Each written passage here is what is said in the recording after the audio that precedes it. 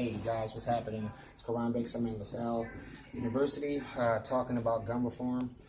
We got a lot of state representatives, city council people here, and community people to express their concerns about the rising gun deaths and stuff that's going on in the community. So that's what I'm here today. So what is your take on everything that is going on today? Do you think that this is more so about gathering of individuals, or do you think that it's more so about finding a solution to actually stop the gun violence that is going on within our city and cities across the world?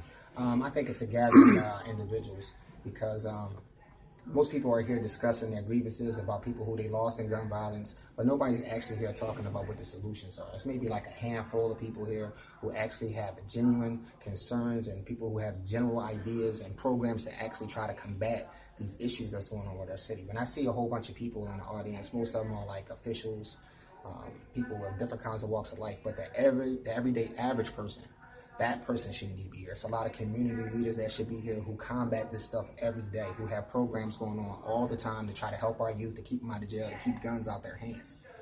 So to be able to come to a reform like this and just air out your grievances, we need to do more than that.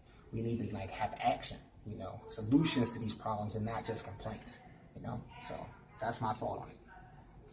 Okay, so what do you think the next step should be in combating gun violence? If you were able to speak, briefly, what would a solution be that you brought to the table?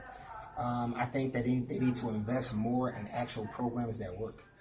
Link up with individuals who actually have successful youth programs, who have successful nonviolent programs. I think that prevention is very important. We need to act before the situations get to the point where we're losing young lives on the streets. So to be able to talk about stuff, we need to talk about the things that we need to do right now before we have an epidemic on our hands, because our young people are getting, killed for the dumbest reasons. And it's like we want to keep kids alive. We want to keep guns off their hands. We want to keep them off the street and keep them in the hands of the people who they're supposed to be in, and not our young people. So we don't have to have no more deaths.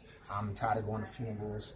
I'm tired of speaking at events where I'm saying this was a very smart young man that made a bad decision. I don't want to have to do that, and I know nobody else does. So we need to have prevention programs and invest in the people who really have answers to combat the situation.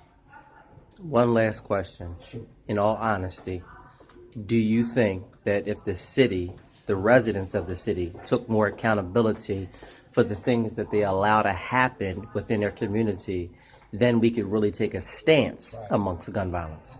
I think that it shouldn't have to take the fact that it has to hit home first for a person to act. Just because your loved one didn't kill or you didn't get affected by gun violence doesn't mean it's not going to affect you. So you should support the outcomes and things that's happening. All right? Thank you.